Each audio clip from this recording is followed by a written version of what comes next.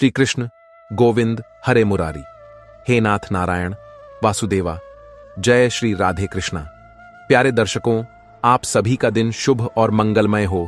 आज के इस वीडियो को हम आपको कार्तिक मास के शुक्ल पक्ष की एकादशी की संपूर्ण जानकारी देने जा रहे हैं। मित्रों, आज हम आपको देव उठानी एकादशी की संपूर्ण व्रत कथा सुनाएंगे और साथ में महाफलदायी 11 माता की कथा, तुलसी माता की कथा भी सुनाएंगे। यह व्रत करने से और कथा सुनने से मनोवांछित फल की प्राप्ति होती है। तो चलिए कथा को आरंभ करते हैं। जय श्री गणेश। एक बार महाराज युधिष्ठिर ने भगवान श्री कृष्ण से पूछा, हे जनार्दन, हे सभी प्राणियों के रक्षक, कृपा करके मुझे कार्तिक मास के शुक्ल पक्ष में आने वाली एकादशी के बारे में भी बताएं। इसका क्या महत्व है, इस एकादशी का नाम क्या है और इसमें किस देवता की पूजा की जाती है और इस एकादशी का व्रत करने से क्या फल मिलता है, यह सब विस्तार से बताएं। यह सुनकर भगवान श्री कृष्ण ने कहा, हे राजन, कार्तिक मास के शुक्ल पक्ष की एकादशी को देव उठानी एकादशी कहा जाता है। इसे प्रबोधिनी या देवोत्थान एकादशी के नाम से भी जाना जाता है। 1000 अश्वमेघ और 100 राजसूय यज्ञों से जो फल प्राप्त होता है, वही प्रबोधिनी एकादशी से प्राप्त होता है। प्रबोधिनी एकादशी का व्रत करने से व्यक्ति के बचपन, जवानी और बुढ़ापे में किए गए सभी पाप नष्ट हो जाते हैं। इस एकादशी की व्रत कथा सुनने से अपार धन की प्राप्ति होती है और यह एकादशी का व्रत कामधेनु और चिंतामणि के समान फल देता है। एकादशी की पवित्र कथा सुनने से मनुष्यों के सभी पाप और कष्ट दूर होते हैं और सभी इच्छाएं पूरी होती हैं और वैकुंठ लोक की प्राप्ति होती है। इस व्रत को करने से सभी पापों का शमन होता है। भगवान श्री कृष्ण आगे युधिष्ठिर महाराज से कहते हैं कि हे राजन, जैसे काली और सफेद दोनों गायें केवल सफेद दूध देती हैं, उसी प्रकार दोनों पक्षों यानी कृष्ण पक्ष और शुक्ल पक्ष की एकादशी समान रूप से मोक्ष प्रदान करती है। जो व्यक्ति इस एकादशी की महिमा को सुनता भी है, उसके भी सभी पाप नष्ट हो जाते हैं। हे प्यारे भक्तों, एकादशी की महिमा बताने के बाद भगवान श्री कृष्ण ने युधिष्ठिर महाराज से कहा कि हे राजन, अब मैं तुम्हें पापों से मुक्ति दिलाने वाली प्रबोधिनी एकादशी की कथा सुनाऊंगा, जो बुराई को नष्ट करती है और पुण्य तथा मोक्ष प्रदान करती है। ध्यान से सुनो। इस संबंध में मैं तुम्हें नारद और ब्रह्मा के बीच का संवाद सुनाऊंगा। बहुत समय पहले की बात है। एक राज्य था जहां सभी निवासी एकादशी का व्रत रखते थे। यह व्रत इतना कठोर था कि एकादशी के दिन किसी को भी, चाहे वह इंसान हो या जानवर, भोजन नहीं दिया जाता था। एक बार एक विदेशी राजा के राज्य में नौकरी की तलाश में आया। राजा ने उसे नौकरी देने का वादा किया, लेकिन एक शर्त के साथ, उसे महीने में पड़ने वाली 2 एकादशियों के दिनों में भोजन नहीं दिया जाएगा। आदमी ने नौकरी के लिए राजा की शर्त मान ली। हालांकि जब अगले महीने एकादशी आई तो उसे राजा की इच्छा के अनुसार भोजन नहीं मिला। यद्यपि उसे फल और सब्जियां दी गई, लेकिन आदमी भूख सहन नहीं कर सका और राजा से भोजन की मांग करने लगा। उसने राजा से भोजन की याचना की। राजा ने उसे नौकरी की शर्तों की याद दिलाते हुए उसे भोजन देने से मना कर दिया, लेकिन भूख से लाचार होकर आदमी भोजन मांगता रहा। राजा ने तब उसे खाने का आदेश दिया। भोजन मिलने पर आदमी को कच्चा भोजन दिया गया। आदमी प्रसन्न हुआ और नदी किनारे चला गया। नदी किनारे पहुंचकर उसने स्नान किया और भोजन तैयार करने लगा। जैसे ही भोजन तैयार हुआ, उसने सबसे पहले भगवान विष्णु का आह्वान किया और उन्हें भोजन के लिए आमंत्रित किया। उसकी प्रार्थना सुनकर भगवान विष्णु अपने चतुर्भुज रूप में प्रकट हुए, पीले वस्त्र धारण किए हुए। आदमी भगवान के साथ भोजन करने लगा। भगवान विष्णु ने भी बड़े प्रेम से भोजन किया और फिर अपने धाम को लौट गए। प्यारे भक्तों, इसके बाद जब कार्तिक एकादशी फिर से आई तो आदमी ने फिर से राजा से अधिक मात्रा में भोजन मांगा। उसने बताया कि उसने भगवान के साथ भोजन किया था और पहली एकादशी पर भोजन अपर्याप्त था। राजा यह सुनकर चकित रह गया। उसे आदमी की बातों पर विश्वास नहीं हुआ। राजा ने सोचा कि वह इतने वर्षों से एकादशी का व्रत कर रहा था, लेकिन भगवान उसके सामने कभी प्रकट नहीं हुए थे। वही आदमी जिसने कभी एकादशी का व्रत नहीं किया था, भगवान उसके साथ भोजन कर रहे हैं। यह कैसे संभव हो सकता है? राजा के मन में अविश्वास देखकर आदमी ने राजा को अपने साथ आने को कहा। एकादशी के दिन राजा एक पेड़ के पीछे छिप गया और हमेशा की तरह आदमी ने स्नान किया, ध्यान किया, भोजन तैयार किया और भगवान को पुकारने लगा। लेकिन इस बार भगवान नहीं आए। आदमी ने कई बार भगवान से आने की प्रार्थना की, लेकिन ऐसा लगा जैसे भगवान ने उसकी सभी प्रार्थनाओं को अनदेखा कर दिया था। जिसके बाद आदमी ने नदी में कूदकर भगवान को अपना जीवन देने की पेशकश की। आदमी नदी में कूदने ही वाला था कि भगवान विष्णु प्रकट हुए और उसे रोका। वे उसके साथ बैठे और भोजन करने लगे। भोजन करने के बाद भगवान ने आदमी को बिठाया और उसे अपने धाम ले गए। राजा ने यह पूरा दृश्य चुपचाप देखा और तब उसे एहसास हुआ कि व्रत मन की पवित्रता से करना चाहिए, तभी व्रत का पूरा फल प्राप्त होता है। इस घटना के बाद राजा ने भी शुद्ध मन से व्रत करना शुरू कर दिया और अपने जीवन के अंत में एकादशी व्रत के पुण्य के कारण राजा स्वर्ग लोक को प्राप्त हुआ। तो अब आइए भगवान श्री कृष्ण द्वारा स्वयं देव उठानी एकादशी की दूसरी कथा सुने। प्यारे दर्शकों, भगवान श्री कृष्ण महाराज युधिष्ठिर से कहते हैं, हे राजन, एक बार एक राजा था। उसके राज्य में लोग हर तरह से खुश थे। वह राजा भगवान विष्णु का महान भक्त था और नियमों के अनुसार एकादशी का व्रत करता था। एकादशी के दिन उस राजा के राज्य में कोई भी अनाज का सेवन नहीं करता था। यहां तक कि उस दिन कोई अनाज खरीदता या बेचता भी नहीं था। सभी फल खाते थे। एक बार भगवान राजा की परीक्षा लेना चाहते थे।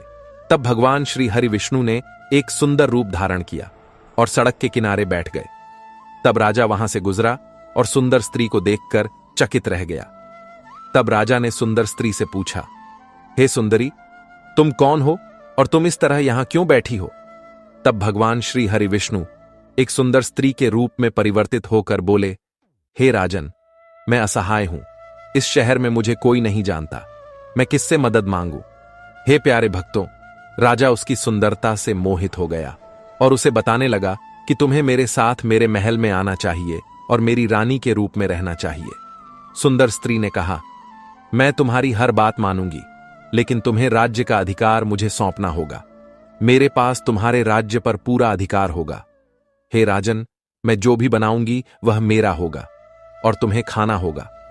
राजा पहले ही उसकी सुंदरता से मोहित था, इसलिए उसने उसकी सभी शर्तें मान ली। मित्रों, अब अगला दिन आया, एकादशी का पवित्र दिन। अब रानी ने सभी को आदेश दिया कि वे अन्य दिनों की तरह बाजार में अनाज बेचें। उसने घर में अजीबोगरीब खाने पकाए और उन्हें परोसा और राजा से खाने को कहा। यह देखकर राजा ने कहा, हे रानी, आज एकादशी है, मैं केवल फल खाऊंगा। तब रानी ने उसे शर्त की याद दिलाई और राजा से कहा, या तो भोजन खाओ या मैं बड़े राजकुमार का सिर काट दूंगी। अब राजा दुविधा में था। राजा ने यह बात बड़ी रानी को बताई। तब बड़ी रानी ने कहा, हे राजा, अपना धर्म मत छोड़ो, चाहे बड़े राजकुमार का सिर दे दो, तुम्हें अपना बेटा वापस मिल जाएगा, लेकिन तुम्हें अपना धर्म नहीं मिलेगा। इसी बीच बड़ा राजकुमार खेलकर वापस आया और अपनी मां की आंखों में आंसू देखकर उसने रोने का कारण पूछा। तब मां ने उसे पूरी कहानी बताई। तब उसने कहा, मां, मैं अपना सिर देने के लिए तैयार हूं। पिताजी का धर्म सुरक्षित रहेगा और यह निश्चित रूप से होगा। दुखी मन से राजा राजकुमार का सिर देने के लिए तैयार हो गया। तब भगवान विष्णु रानी के रूप में प्रकट हुए और सच्चाई बताई और कहा, हे राजन, मैं तुम्हारी परीक्षा ले रहा था और तुम इस कठिन परीक्षा में उत्तीर्ण हुए। तब भगवान ने प्रसन्न मन से राजा से वरदान मांगने को कहा।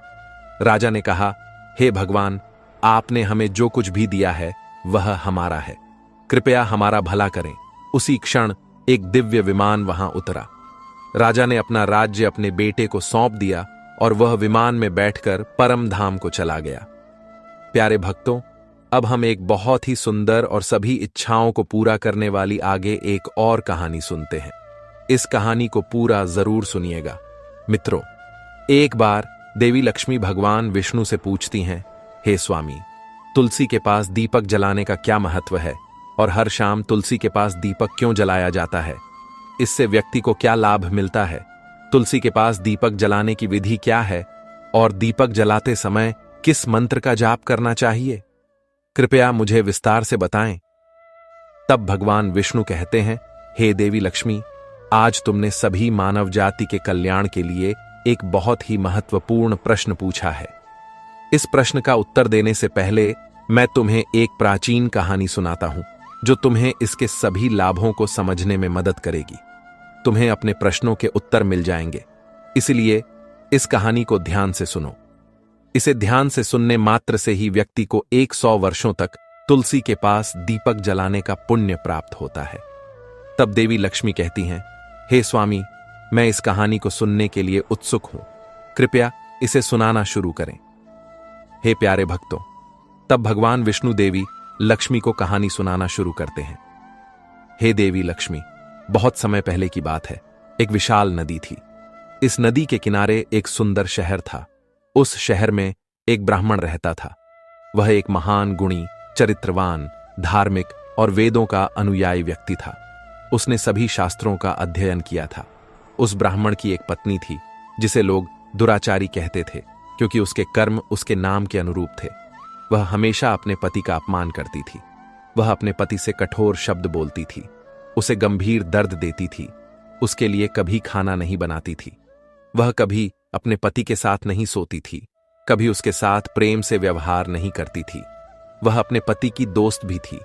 जब परिवार के सदस्य घर आते थे तो वह उनका अपमान करती थी और उन्हें भगा देती थी। वासना से पागल होकर वह लगातार अन्य महिलाओं के साथ घूमती रहती थी। उसका मन अपने पति को छोड़कर अन्य पुरुषों पर लगा रहता था।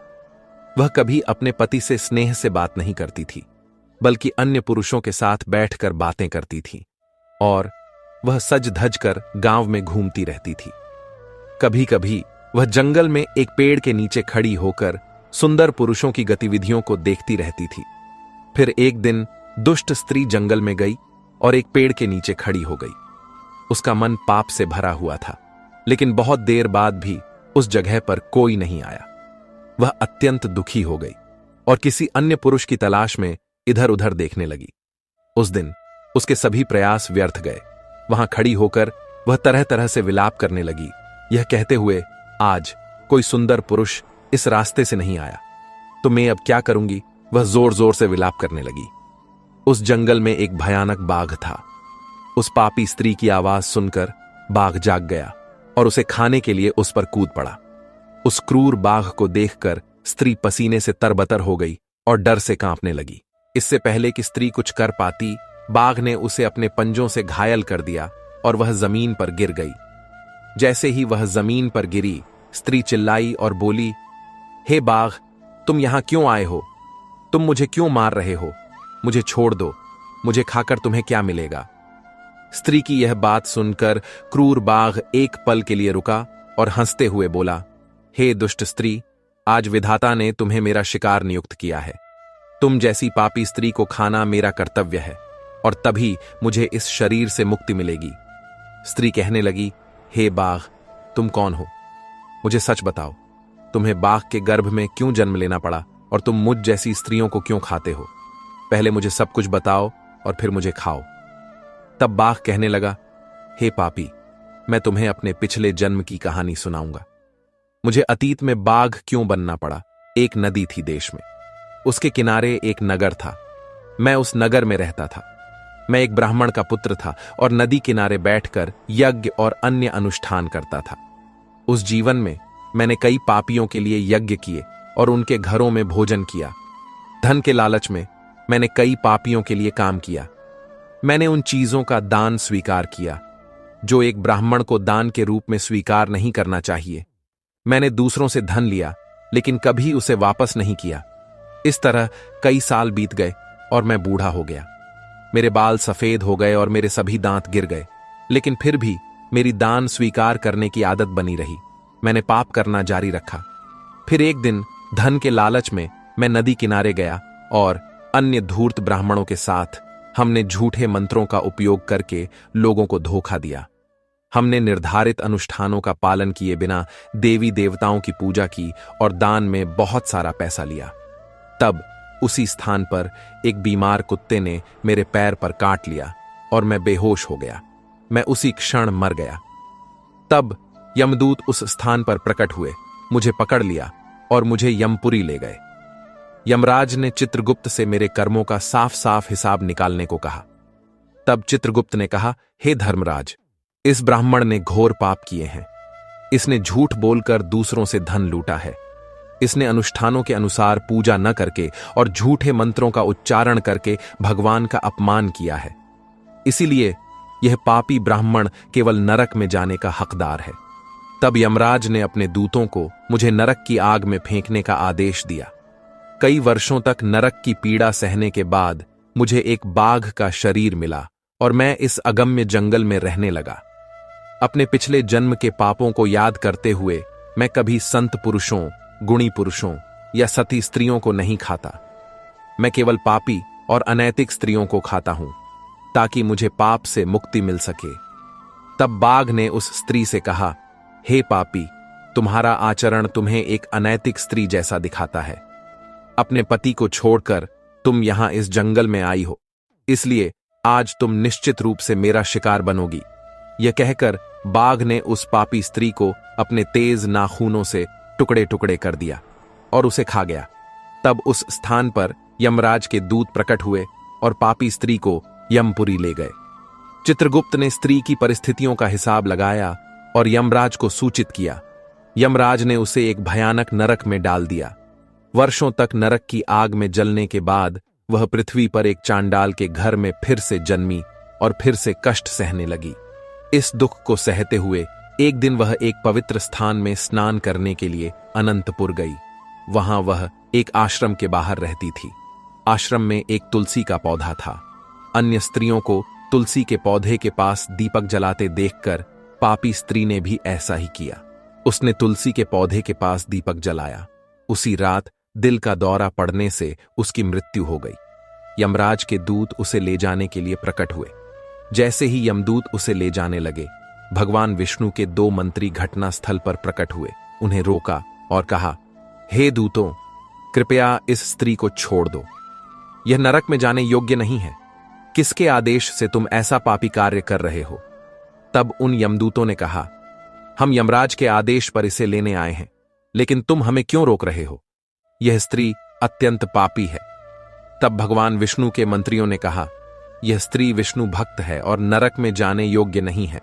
इसने श्याम को तुलसी के पास दीपक जलाया था। इसी कारण इसके सभी पाप नष्ट हो गए हैं।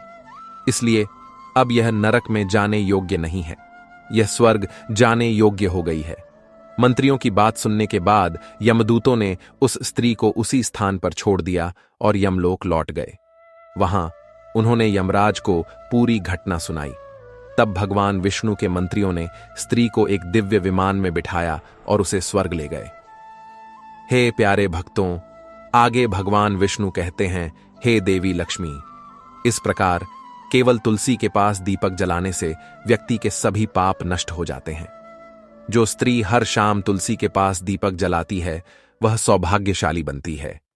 उसके पिछले जन्मों के सभी पाप नष्ट हो जाते हैं और उसे सुख और समृद्धि प्राप्त होती है। भगवान विष्णु कहते हैं, हे देवी लक्ष्मी, हजारों घड़ों के अमृत से स्नान करने के बाद भी भगवान हरि विष्णु उतने संतुष्ट नहीं होते हैं जितने वे होते हैं। उन्हें मनुष्यों को एक तुलसी का पत्ता अर्पित करने से प्राप्त होते हैं। वही फल जो व्यक्ति के लिए गाय का दान करके प्राप्त करता है, वह तुलसी के पत्ते दान करने से प्राप्त होता है। जो व्यक्ति मृत्यु के समय तुलसी के पत्ते का पानी अपने मुंह में लेता है, वह सभी पापों से मुक्त हो जाता है और भगवान श्री हरि विष्णु के धाम को चला जाता है। तुलसी का पौधा हिंदू धर्म में सर्वोच्च महत्व रखता है। इसे सबसे पहले भगवान विष्णु ने पूजा था। भगवान विष्णु कहते हैं कि जैसे वैकुंठ को देवी लक्ष्मी से समृद्धि मिलती है, उसी प्रकार तुलसी के कारण हमें पवित्रता मिलती है। पृथ्वी पर कोई भी स्थान जहां तुलसी का पौधा है, वहां कभी बुराई नहीं होगी। ऐसा स्थान सबसे पवित्र होगा। इस कारण से हमें अपने घरों में तुलसी का पौधा लगाना चाहिए। हे प्यारे भक्तों, इस प्रकार भगवान विष्णु ने देवी लक्ष्मी को तुलसी के पास दीपक जलाने का महत्व समझाया। तो प्यारे भक्तों, आइए अब आगे और एकादशी माता और तुलसी माता की कथा सुने। इन कथाओं को सुनने मात्र से ही एकादशी का व्रत पूरा माना जाता है और मनोकामनाएं पूरी होती हैं। एक बार एक बूढ़ी महिला ने एकादशी का व्रत रखा और बड़े भक्ति भाव से पूजा की। वह बहुत बूढ़ी थी, फिर भी बुढ़ापे में उसे कोई परेशानी नहीं थी। उसने अपने बेटे बेटियों के कल्याण के लिए व्रत रखना शुरू किया। उसने पूरे दिन दृढ़ हृदय रखा और अपनी प्यास पर नियंत्रण रखा। उसने पूजा की और कथा सुनाई और पंडित जी को मिट्टी के घड़े में पानी और मौसमी फल दान किए।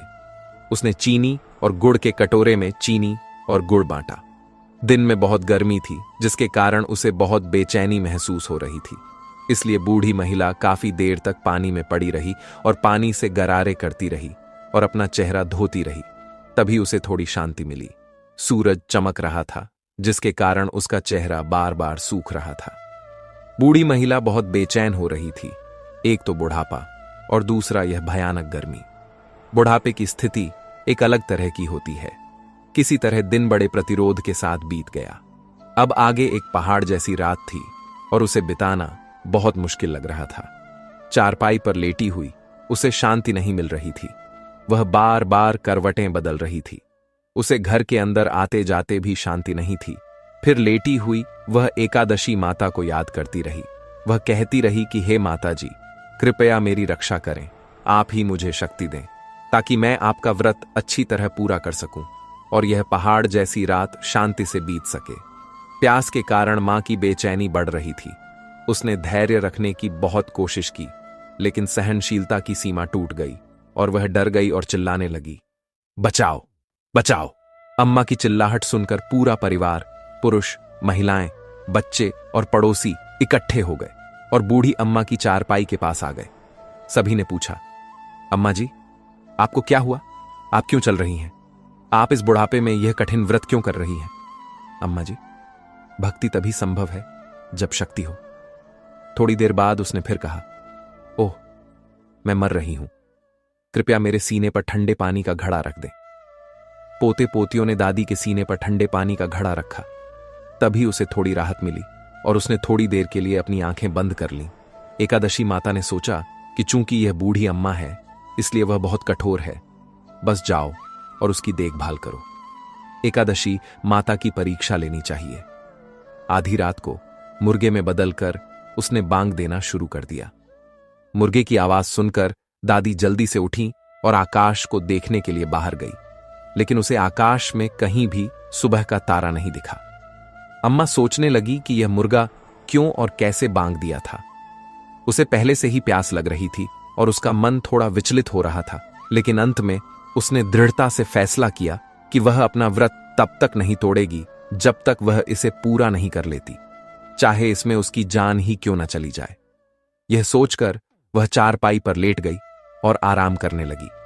कुछ देर बाद एकादशी माता को फिर से उसकी परीक्षा लेनी चाहिए। एक छोटी लड़की एक गिलास शरबत लिए उसके सिर के पास खड़ी हुई और जोर से बोली, दादी जी, अब सुबह हो गई है, कृपया अपने हाथ मुंह धोकर शरबत पी लीजिए। पहले तो अम्मा को शरबत का गिलास देखकर लालच आया, लेकिन अचानक उसे व्रत याद आया और उसने सोचा कि वह किसी भी कीमत पर शरबत नहीं पी सकती। वह शांति से अपनी चारपाई पर लेट गई। कुछ देर बाद उसे ऐसा लगा जैसे किसी ने उसे पानी के कुएं में फेंक दिया हो। वह काफी देर तक उस कुएं में अपने हाथ पैर हिलाती रही। वह हिलती रही, लेकिन उसने एक बूंद भी पानी अपने मुंह में नहीं जाने दिया और वह दृढ़ता से अपना व्रत करती रही। थोड़ी देर में कहीं से भी उसके सामने आग जलने लगी, जिसके कारण गर्मी बढ़ने लगी और उसे प्यास के कारण बेजान महसूस होने लगा, लेकिन कुछ भी बूढ़ी महिला को नुकसान नहीं पहुंचा सका। वह मुस्कुराते हुए वहीं बैठी रही। थोड़ी देर में बाहर रोशनी दिखाई देने लगी और ऐसा लगा जैसे सुबह हो गई हो। जब बूढ़ी महिला बाहर आई और देखा तो उसे समझ में आया कि अब भी सुबह होने में 3-4 घंटे बाकी हैं। यह जानकर वह शांति से घूमने लगी। एकादशी माता इधर उधर घूमने लगी और बहुत अच्छी तरह समझ गई कि यह बूढ़ी अम्मा किसी भी कीमत पर अपना व्रत नहीं तोड़ सकती। उसने अपने सच्चे व्रत को बहुत अच्छी तरह समझा। जैसे ही सुबह हुई, बूढ़ी मां ने स्नान किया, भगवान की पूजा की, शास्त्रों का पाठ किया, एकादशी माता की कथा सुनी, ब्राह्मणों को दक्षिणा दी और उन्हें भोजन कराया। तभी उसने पानी पिया। लड़कियों को भोजन कराने के बाद अम्मा ने खुद खाया। उस महान व्रत की शक्ति के कारण बूढ़ी मां की उम्र बढ़ गई। उसका परिवार समृद्ध हो गया। अब उसके घर में किसी चीज की कमी नहीं थी। वह हर तरह के सुख सुविधाओं से संपन्न हो गई। उसका घर पोते पोतियों से भर गया और उस दिन से उसने 12 महीने तक एकादशी का व्रत रखना शुरू कर दिया।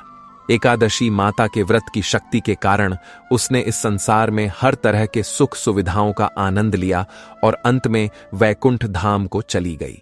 जिस प्रकार एकादशी माता ने बूढ़ी मां और उसके परिवार को समृद्ध किया, उसी प्रकार एकादशी माता हम सभी की मनोकामनाएं पूरी करें। प्यारे भक्तों, अब हम आगे एक बार फिर भगवान श्री गणेश की कथा सुनते हैं। उसके बाद हम तुलसी माता की कथा सुनेंगे। एक बार भगवान शिव और माता पार्वती कार्तिकेय और गणेश के विवाह पर चर्चा कर रहे थे। तभी गणपति जी वहां आए और अपने माता पिता को प्रणाम करके खड़े हो गए। तब माता ने कहा, आओ पुत्र, हम तुम्हारे बारे में ही बात कर रहे थे। तब गणेश जी ने कहा, वह क्या बात है? माता ने कहा, हम तुम्हारे विवाह की बात कर रहे हैं। तब गणेश जी ने कहा, हे माता, हे पिता, मैं विवाह नहीं करूंगा, इसलिए आप मेरी चिंता न करें। हे पिता, मैं इस विवाह बंधन में नहीं बंधना चाहता। यह कहकर गणेश जी तपस्या के लिए एक वन में चले जाते हैं और तपस्या करने लगते हैं। तभी एक राजकुमारी वहां आती है और गणपति जी के अजीब रूप को देखकर उन पर मोहित हो जाती है और उनकी तपस्या को भंग करने लगती है। जब गणेश जी की तपस्या भंग होती है, तब भगवान श्री गणेश उस स्त्री से कहते हैं, हे देवी, तुम कौन हो और मेरी तपस्या क्यों भंग कर रही हो? तब वह देवी कहती है, हे प्रभु, मैं तुलसी हूं और मैं एक दूल्हे की तलाश में निकली हूं, इसलिए आप मुझे एक उपयुक्त दूल्हा ढूंढें, इसलिए मैं आपकी तपस्या भंग कर रही थी। तब गणेश जी ने कहा, हे देवी, मैं तुमसे पूछता हूं, मैं विवाह नहीं कर सकता क्योंकि मैंने विवाह न करने का फैसला किया है और मैं अपने माता पिता की सेवा करना चाहता हूं। मैं बस विवाह में नहीं पड़ना चाहता, इसलिए तुम अपने लिए किसी और को ढूंढ लो। तब राजकुमारी तुलसी क्रोधित हो जाती है और वह गणेश जी को श्राप देती है और कहती है कि तुमने मेरा अपमान किया है, इसलिए भविष्य में तुम 2 स्त्रियों के पति बनोगे। और उसने और भी अपमानजनक शब्दों का प्रयोग करना शुरू कर दिया।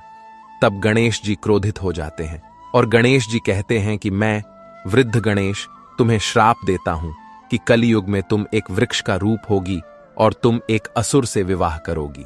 यह श्राप सुनकर वह गणेश जी से माफी मांगती है और रोने लगती है। तब गणेश जी उसे रोते देखकर उसे माफ कर देते हैं और तुलसी जी को यह वरदान देते हैं कि तुम कलयुग में पूजी जाओगी और भगवान विष्णु की पूजा तुम्हारे बिना पूरी नहीं होगी और तुम मेरी पूजा से दूर रहोगी और तुम हर घर में पूजी जाओगी। तुम सभी वृक्षों में सबसे पहली और सबसे अच्छी होगी। इस तरह गणेश जी माता तुलसी को वरदान देकर वहां से चले जाते हैं। कुछ समय बाद गणेश जी को विवाह करने का मन होने लगा और वे विवाह करना चाहते थे, लेकिन कोई भी देवता इसके लिए सहमत नहीं हुआ। गणेश जी के अजीब रूप को देखकर वे अपनी बेटी नहीं देना चाहते थे। जब भी कोई देवता विवाह करता था, गणेश जी बहुत क्रोधित हो जाते थे। एक दिन गणेश जी और मूषक ने मिलकर एक योजना बनाई और कहा कि जब मेरी शादी नहीं हुई तो मैं किसी की शादी नहीं होने दूंगा। अब क्या हुआ कि जब भी कोई देवता विवाह करता था, मूषक वहां जाकर अराजकता पैदा कर देता था। सभी देवता यह सब देखकर बहुत परेशान हो गए और उन्होंने मिलकर ब्रह्मा जी के पास जाने का फैसला किया। ब्रह्मा जी ने कहा कि ठीक है, मैं कुछ करूंगा, और उन्होंने 2 लड़कियों को बुलाया, एक रिद्धि और दूसरी सिद्धि, और कहा कि तुम दोनों मेरे साथ गणेश जी के पास चलो और मैं जो कहूं वह करो। और तीनों गणेश जी के पास गए। ब्रह्मा जी ने गणेश जी से कहा कि ये मेरी बेटियां हैं, आप इन्हें ज्ञान दें। गणेश जी उन दोनों को ज्ञान देने लगे और जैसे ही कोई विवाह करता, एक आदमी गणेश जी के पास आता और अपनी बातें कहने लगता, उसी तरह रिद्धि और सिद्धि गणेश जी का ध्यान अपनी ओर खींचती थीं। इसी तरह सभी देवी देवताओं ने विवाह कर लिया। जब गणेश जी को यह बात पता चली तो वे क्रोधित हो गए और तभी वहां ब्रह्मा जी आते हैं और श्री गणेश जी से कहते हैं कि तुम्हें मेरी दोनों बेटियों से विवाह करना चाहिए। यह सुनकर गणेश जी प्रसन्न हो जाते हैं और बड़े धूमधाम से श्री गणेश जी का विवाह रिद्धि और सिद्धि से होता है। कुछ समय बाद रिद्धि और सिद्धि के 2 पुत्र होते हैं। रिद्धि का पुत्र शुभ और सिद्धि का पुत्र लाभ, और एक बेटी जिसका नाम संतोषी है। हे प्यारे भक्तों, इस प्रकार गणेश जी का विवाह पूरा होता है। प्यारे भक्तों, अब हम तुलसी माता के जन्म की कथा सुनते हैं। एक बार भगवान शिव की आंखों से एक भयानक अग्नि ज्वाला निकली, जिसे भगवान शिव ने ब्रह्मांड की रक्षा के लिए समुद्र में फेंक दिया। भगवान शिव से निकलने वाली उस महान ज्योति से एक बच्चा पैदा हुआ जो बहुत उज्जवल और शक्तिशाली था। जल में जन्म लेने के कारण उसका नाम जालंधर पड़ा। समय के साथ जालंधर राक्षसों का राजा बन गया। जालंधर ने दैत्यराज कालनेमी की पुत्री वृंदा से विवाह किया था। वृंदा भगवान की महान भक्त और एक सती स्त्री थी। जब भी जालंधर युद्ध में जाता था, वृंदा अपने पति की रक्षा के लिए भगवान के ध्यान में लीन हो जाती थी और जालंधर एक सती स्त्री के तेज के कारण युद्ध में सुरक्षित रहता था। एक बार स्वर्ग पर नियंत्रण पाने के लिए जालंधर ने राक्षसों की एक विशाल सेना के साथ देवताओं पर हमला किया। जालंधर के नेतृत्व में राक्षसों ने देवताओं को हराया और राक्षसों ने स्वर्ग पर शासन किया। देवता भागकर देवगुरु बृहस्पति जी के पास पहुंचे। बृहस्पति जी के अनुरोध पर देवताओं ने भगवान विष्णु की शरण ली। देवताओं की प्रार्थना सुनकर भगवान विष्णु उनकी सहायता के लिए जालंधर से लड़ने गए, लेकिन भगवान विष्णु जालंधर को हरा नहीं सके, जो शिव के तेज से पैदा हुआ था, और उनसे वरदान मांगने को कहा। तब जालंधर ने बहुत ही ईमानदारी से भगवान विष्णु से लक्ष्मी को अपने महल में लाने का अनुरोध किया, जिसे भगवान विष्णु मना नहीं कर सके। इस प्रकार जालंधर ने भगवान श्री हरि विष्णु से भी सुरक्षा प्राप्त की। इसके बाद देवता पराजित होने के बाद गुरु बृहस्पति के साथ भगवान शिव के पास देवताओं की सहायता के लिए गए। भगवान शिव जालंधर से लड़ने गए, लेकिन भगवान शिव भी उसे हरा नहीं सके, क्योंकि वृंदा की पतिव्रता शक्ति उसकी रक्षा कर रही थी। भगवान विष्णु शिव के पास पहुंचे और कहा, हे भगवान, जिस कारण से आप अपने ही तेज से उत्पन्न जालंधर को हरा नहीं पा रहे हैं, वह जालंधर की सती पत्नी वृंदा की पतिव्रता शक्ति है। आप जालंधर से लड़ें और मैं वृंदा का ध्यान भटकाने की कोशिश करूंगा, क्योंकि जालंधर का वध ब्रह्मांड के कल्याण के लिए आवश्यक है। यह कहकर भगवान विष्णु ने जालंधर का रूप धारण किया और उसके महल में पहुंचे। वृंदा यह सोचकर कि उसका पति आ गया है, अपनी तपस्या छोड़कर उसकी सेवा करने लगी। इस बीच भगवान शिव ने युद्ध में जालंधर का वध कर दिया। जैसे ही जालंधर का वध हुआ, वृंदा को सूचित करने के लिए दूत पहुंचे। वृंदा को एहसास हुआ कि उसे धोखा दिया गया है। तब वृंदा ने भगवान विष्णु से अपने असली रूप में आने को कहा और क्रोध में वृंदा ने विष्णु पर हमला किया। उसने भगवान को श्राप दिया कि एक सती स्त्री की पवित्रता भंग करने के लिए तुम एक हृदयहीन पत्थर बनोगे। वैष्णव जी ने वृंदा के श्राप को अपने सिर पर धारण किया और कहा, हे देवी वृंदा, तुम्हारे और जालंधर के कल्याण के लिए मुझे यह करना पड़ा। मुझे तुम दोनों को श्राप से मुक्त करना पड़ा। तुम अब अपना शरीर त्याग दोगी और एक तुलसी के पौधे के रूप में जन्म लोगी और मैं तुलसी के पत्तों से पूजा जाऊंगा। मैं एक शालिग्राम पत्थर बनूंगा और तुम आदरपूर्वक मेरे सिर पर बैठोगी। तुम्हारे पति की हड्डियों के चूर्ण से एक शंख पैदा होगा। उस शंख की ध्वनि से देवता और मैं पूजे जाएंगे। जहां भी शंख की ध्वनि होगी, मैं वहां शुभता में निवास करूंगा। तुमने पिछले जन्म में बद्री वन में मुझे प्राप्त करने के लिए महान तपस्या की थी। अब अपने अगले जन्म में मैं बद्रीनाथ वन में नारायण प्रस्तर के रूप में स्थापित होऊंगा और मेरी पूजा फलों और फूलों से नहीं, बल्कि तुम्हारे तुलसी के पत्तों से होगी। मेरे सिर पर बैठकर तुम मुझसे भी उच्च स्थान प्राप्त करोगी। हे प्यारे भक्तों, इसके बाद वृंदा योग अग्नि में जल गई। तब उस राख से एक पौधा पैदा हुआ जिसे तुलसी कहा गया। शालिग्राम के साथ तुलसी विवाह की परंपरा शुरू हुई। वही भगवान विष्णु के पत्थर रूप का अर्थ है। इस तरह भगवान विष्णु ने तुलसी को बचाया।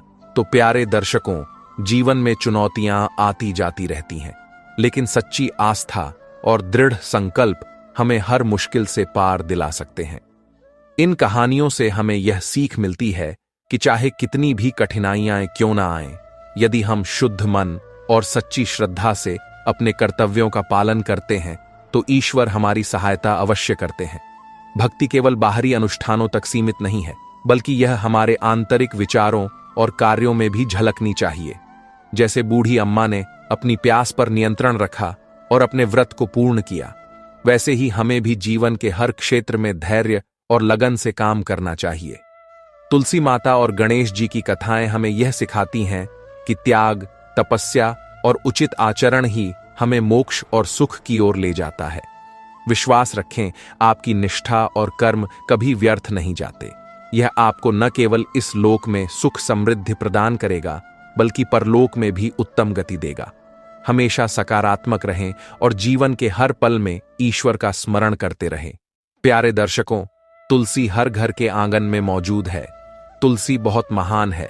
जिस घर में यह तुलसी रहती है वह स्वर्ग के समान है। हम गन्ने का मंडप सजाएंगे, हम शालिग्राम तुलसी का विवाह आयोजित करेंगे। आपको भी इस खुशी का हिस्सा बनना चाहिए। हम सब मिलकर एकादशी का त्योहार मनाएंगे। मित्रों, देवोत्थानी एकादशी का व्रत बहुत महत्वपूर्ण और फलदायी माना जाता है। देवोत्थानी एकादशी साल भर की सबसे महत्वपूर्ण एकादशी व्रतों में से एक है। देवोत्थानी एकादशी का व्रत हर साल कार्तिक मास के शुक्ल पक्ष की तिथि को मनाया जाता है। ऐसा माना जाता है कि इस दिन भगवान श्री हरि विष्णु अपनी 4 महीने की योग निद्रा से जागते हैं और इस बार साल 2025 एकादशी तिथि 1 नवंबर को सुबह 9:11 पर शुरू होगी। वहीं 2 नवंबर को सुबह 7:31 पर एकादशी तिथि समाप्त होगी। में प्यारे दर्शकों, एकादशी का व्रत बिना कथा पाठ के अधूरा माना जाता है और इस दिन पूरी श्रद्धा से कथा का पाठ करने या सुनने से व्रत का पूरा फल मिलता है।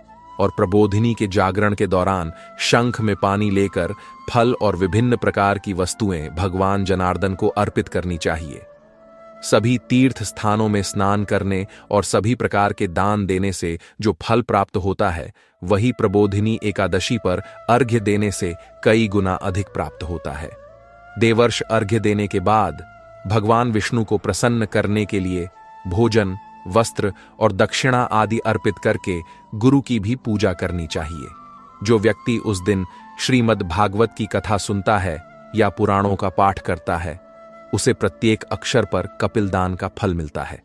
मुनिश्रेष्ठ, जो व्यक्ति कार्तिक में अपनी क्षमता के अनुसार निर्धारित विधि से वैष्णव व्रत यानी एकादशी का पालन करता है, उसका मोक्ष अटल है। भगवान गरुड़ध्वज केतकी के एक पत्ते से पूजे जाने पर 1000 वर्षों तक अत्यंत संतुष्ट रहते हैं। जो भी मनुष्य फूलों से भगवान जनार्दन की पूजा करता है, उसकी मात्र दृष्टि से नरक की अग्नि बुझ जाती है। और जो कार्तिक मास में भगवान जनार्दन को तुलसी के पत्ते और फूल अर्पित करता है, उसके पूरे जीवन के सभी पाप जल जाते हैं। मुनि, जो प्रतिदिन दर्शन, स्पर्श, ध्यान, नाम कीर्तन, स्तवन, अर्पण और सिंचन करते हैं, जो तुलसी की 9 प्रकार की भक्ति पूजा और नमस्कार करके करते हैं, वे 10 लाख युगों तक पुण्य का विस्तार करते हैं।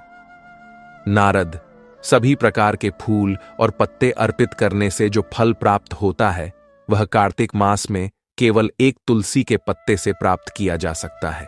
यह देखकर कि कार्तिक मास आ गया है, व्यक्ति को प्रतिदिन नियमित रूप से महाविष्णु श्री जनार्दन की नरम तुलसी के पत्तों से पूजा करनी चाहिए।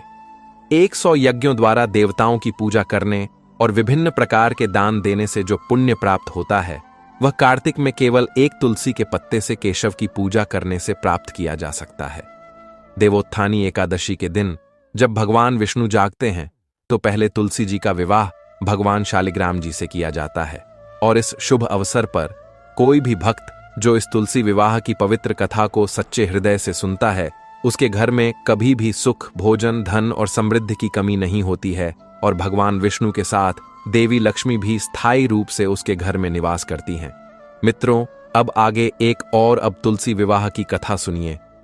एक बार भगवान शिव ने अपनी आभा समुद्र में फेंकी, जिससे एक बहुत तेजस्वी बालक का जन्म हुआ और यह बालक बाद में भगवान विष्णु का पुत्र बना।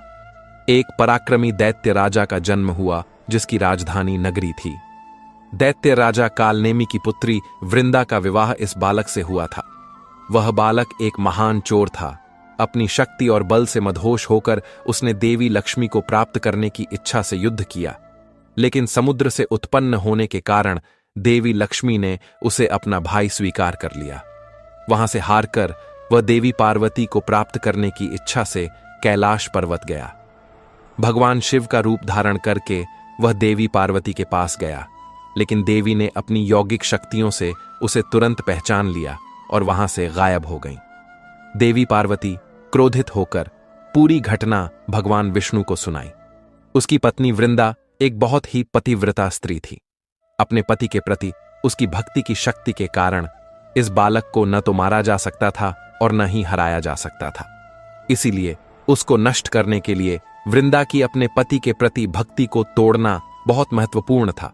इसीलिए भगवान विष्णु ने एक ऋषि का वेश धारण किया और उस जंगल में पहुंचे जहां वृंदा अकेली यात्रा कर रही थी।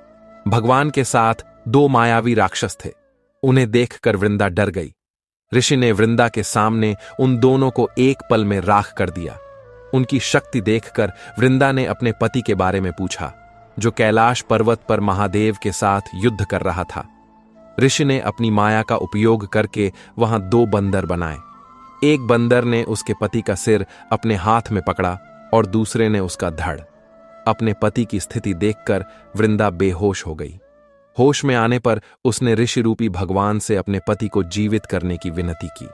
भगवान ने अपनी माया का उपयोग करके उसके पति का सिर उसके शरीर से फिर से जोड़ दिया, लेकिन वह स्वयं उसी शरीर में प्रवेश कर गए। वृंदा को इस धोखे का कोई अंदाजा नहीं था। वृंदा ने उसके पति के वेश में भगवान के साथ एक पत्नी जैसा व्यवहार करना शुरू कर दिया, जिससे उसकी पवित्रता भंग हो गई। जैसे ही ऐसा हुआ, वृंदा के पति, जो महादेव के साथ युद्ध कर रहा था, युद्ध हार गया और मारा गया। जब वृंदा को लीला के बारे में पता चला तो वह क्रोधित हो गई और भगवान विष्णु को पत्थर बनने का श्राप दिया और वह स्वयं सती हो गई। जहां वृंदा जली थी वहां एक तुलसी का पौधा उग आया। भगवान विष्णु ने वृंदा से कहा, हे वृंदा, तुम अपनी पवित्रता के कारण लक्ष्मी जी से भी अधिक मुझे प्रिय हो गई हो। अब तुम हमेशा मेरे साथ तुलसी के रूप में रहोगी। जो भी मेरे शालिग्राम रूप से तुलसी जी का विवाह करेगा, उसे इस लोक और परलोक में अपार प्रसिद्धि मिलेगी। यमराज के दूत भी उस घर में असमय नहीं जा सकते जहां तुलसी जी मौजूद हैं। गंगा जी और नर्मदा नदी के जल में स्नान करना और तुलसी जी की पूजा करना समान माना जाता है। कोई व्यक्ति कितना भी पापी क्यों न हो, मृत्यु के समय जिसके मुंह से बिना कलिका वाली तुलसी और गंगा जल के साथ आत्मा निकलती है, वह पापों से मुक्त होकर वैकुंठ धाम को प्राप्त होता है। मित्रों, मार्गशीर्ष के कृष्ण पक्ष में जन्मी माता संसार को बचाती हैं। शुक्ल पक्ष में जन्मी थीं, मोक्षदायिनी बनकर आई थीं। मित्रों, अब आगे एक कहानी और सुनिए। एक समय की बात है, एक छोटे से गांव में, जहां जीवन की सरलता और आस्था का गहरा मेल था, वहां एक गरीब परिवार में राधा नाम की एक बहू रहती थी। राधा की शादी एक ऐसे घर में हुई थी जहां उसकी सास श्रीमती शर्मा का स्वभाव अत्यंत कठोर था। श्रीमती शर्मा का मानना था कि बहू को घर के हर काम में परफेक्ट होना चाहिए और किसी भी गलती को वे माफ नहीं करती थीं। राधा स्वभाव से बहुत सीधी और धार्मिक थी। उसके मन में भगवान के प्रति अगाध श्रद्धा थी। वह हर छोटे बड़े त्योहार और व्रत को पूरी निष्ठा से करती थी, खासकर एकादशी का व्रत। देवउठनी एकादशी का दिन आने वाला था। गांव में हर तरफ इस पावन पर्व की धूम मची हुई थी। महिलाएं अपने घरों को साफ कर रही थीं, पूजा की तैयारियां कर रही थीं और आने वाले शुभ अवसर का बेसब्री से इंतजार कर रही थीं। राधा भी इस दिन का इंतजार करती थी, क्योंकि यह भगवान विष्णु को समर्पित एक बहुत ही पवित्र व्रत था। वह मानती थी कि इस व्रत को करने से घर में सुख शांति आती है और सभी मनोकामनाएं पूरी होती हैं। लेकिन राधा के लिए यह व्रत करना इतना आसान नहीं था। उसकी सास उसे हर बात पर टोकती थी। घर के काम में थोड़ी सी भी कमी होने पर वे उसे ताने मारना शुरू कर देती थीं। राधा, तुम्हें कुछ आता भी है या नहीं? दिन भर पूजा पाठ के नाम पर बैठी रहती हो, घर के काम कौन करेगा? ये कुछ ऐसे वाक्य थे जो राधा को अक्सर सुनने को मिलते थे। राधा चुपचाप सब सह लेती थी, क्योंकि उसे पता था कि बहस करने से स्थिति और खराब होगी। देवउठनी एकादशी की सुबह राधा सुबह जल्दी उठी। अभी सूरज भी पूरी तरह से नहीं निकला था और ठंडी हवा चल रही थी। उसने स्नान किया और साफ कपड़े पहने। उसका मन आज बहुत शांत और प्रसन्न था, क्योंकि आज वह अपने प्रभु के लिए व्रत रखने वाली थी। उसने अपने मन में संकल्प लिया कि वह इस व्रत को पूरी श्रद्धा और तपस्या से करेगी, चाहे कितनी भी कठिनाइयां क्यों ना आए। उसने रसोई में जाकर परिवार के लिए नाश्ता बनाना शुरू किया। उसकी सांस भी उठ गई, और जैसे ही उन्होंने राधा को देखा, उनके चेहरे पर वही पुरानी नाराजगी आ गई। आज कौन सा व्रत है? फिर से भूखी रहने वाली हो? घर के काम कौन करेगा? तुम्हें अपने व्रत से ज्यादा घर की चिंता होनी चाहिए। राधा ने बिना कुछ कहे अपना काम जारी रखा। उसने नाश्ता बनाया और सबको दिया, लेकिन खुद कुछ नहीं खाया। दिन भर राधा ने घर के सारे काम किए, कपड़े धोए, बर्तन साफ किए, घर की साफ सफाई की और खाना भी बनाया। व्रत के कारण उसे बहुत कमजोरी महसूस हो रही थी, लेकिन उसने हार नहीं मानी। हर काम के दौरान उसकी सास उसे किसी न किसी बात पर टोकती रहती थी। यह काम ठीक से नहीं किया, वह काम अधूरा छोड़ दिया। राधा के कानों में ये शब्द चुभते थे, लेकिन उसने अपने मन को शांत रखा और भगवान विष्णु का नाम जपती रही। दोपहर होते होते राधा को बहुत तेज प्यास लगने लगी। उसका गला सूख रहा था और चक्कर आ रहे थे। वह रसोई में गई और पानी का घड़ा देखा। उसका मन कर रहा था कि वह एक गिलास पानी पी ले, लेकिन उसने अपने व्रत के संकल्प को याद किया और पानी को हाथ नहीं लगाया। उसने सोचा कि भगवान विष्णु सब देख रहे हैं और वे उसकी तपस्या को जरूर समझेंगे। शाम को जब पूजा का समय हुआ, राधा ने तुलसी के पौधे के पास दीपक जलाया और भगवान विष्णु की मूर्ति के सामने हाथ जोड़कर खड़ी हो गई। उसकी सास ने उसे देखा और बोली, इतनी देर से बैठी हो, अब क्या पूरे गांव को दिखाओगी कि तुम कितनी बड़ी भक्त हो? जाओ जल्दी से खाना बनाओ, मुझे भूख लगी है। राधा ने एक लंबी सांस ली और पूजा समाप्त कर रसोई की ओर चली गई। उस रात राधा ने ठीक से सो भी नहीं पाई। भूख और प्यास के कारण उसका शरीर टूट रहा था, लेकिन उसका मन पूरी तरह से शांत था। वह बस यही सोच रही थी कि कैसे भी करके यह व्रत पूरा हो जाए। अगली सुबह जब राधा उठी तो उसकी हालत बहुत खराब थी। उसे बहुत तेज बुखार था और वह चल भी नहीं पा रही थी। उसकी सास ने जब उसे इस हालत में देखा तो वे और भी नाराज हो गईं। यह सब तुम्हारे व्रत का नतीजा है। अब कौन घर का काम करेगा? तुम्हें सिर्फ नाटक करना आता है। राधा के पति ने जब राधा की हालत देखी तो उसे बहुत दुख हुआ। उसने अपनी मां से कहा, मां, राधा की तबीयत खराब है, उसे डॉक्टर के पास ले जाना चाहिए। लेकिन उसकी सास ने सुनने से इनकार कर दिया। कोई डॉक्टर की जरूरत नहीं है, थोड़ी देर में ठीक हो जाएगी। राधा बिस्तर पर लेटी हुई थी। उसकी आंखों से आंसू बह रहे थे। उसे लगा कि शायद भगवान ने उसकी तपस्या को स्वीकार नहीं किया है। तभी अचानक घर का दरवाजा खुला और एक वृद्ध पुरुष और एक वृद्ध महिला अंदर आए। वे दोनों बहुत ही शांत और दिव्य लग रहे थे। उनके चेहरे पर एक अद्भुत चमक थी। वृद्ध पुरुष के हाथ में एक कमंडल था और वृद्ध महिला के हाथ में एक फूलों की टोकरी थी। वे सीधे राधा के पास आए। वृद्ध पुरुष ने राधा के माथे पर हाथ रखा और कहा, पुत्री, तुम्हारी श्रद्धा और तपस्या से हम बहुत प्रसन्न हैं। तुम इस घर की सबसे पवित्र आत्मा हो। राधा ने आंखें खोलीं और उन्हें देखा। उसे लगा जैसे उसने कभी ऐसे दिव्य चेहरे नहीं देखे थे। वृद्ध महिला ने राधा को एक फल दिया और कहा, इसे खाओ, तुम्हारी सारी थकान दूर हो जाएगी। राधा ने उस फल को खाया और चमत्कारिक रूप से उसकी सारी कमजोरी और बुखार गायब हो गया। वह तुरंत बिस्तर से उठ बैठी और उनके चरणों में गिर गई। राधा की सास और पति यह सब देखकर हैरान रह गए। उन्होंने कभी ऐसा चमत्कार नहीं देखा था। वृद्ध पुरुष ने कहा, हम भगवान विष्णु और माता लक्ष्मी हैं। तुम्हारी श्रद्धा ने हमें यहां आने पर मजबूर किया है। तुमने इस कठिन व्रत को पूरी निष्ठा से किया है और बिना किसी शिकायत के सब कुछ सहा है। तुम्हारी यह भक्ति व्यर्थ नहीं जाएगी। माता लक्ष्मी ने आगे कहा, पुत्री, आज से इस घर में सुख शांति और समृद्धि का वास होगा। जो भी तुम्हें परेशान करेगा उसे उसका फल मिलेगा। राधा की सास ने यह सुना तो वे भयभीत हो गई। उन्हें अपनी गलतियों का एहसास हुआ। वे तुरंत राधा के चरणों में गिर गईं और माफी मांगने लगीं। मुझे माफ कर दो राधा, मैंने तुम्हें बहुत परेशान किया। भगवान विष्णु और माता लक्ष्मी ने राधा को आशीर्वाद दिया और उसके परिवार को भी आशीर्वाद दिया। उन्होंने कहा, हमेशा धर्म के मार्ग पर चलो और अपनी श्रद्धा को बनाए रखो। हम हमेशा तुम्हारे साथ रहेंगे।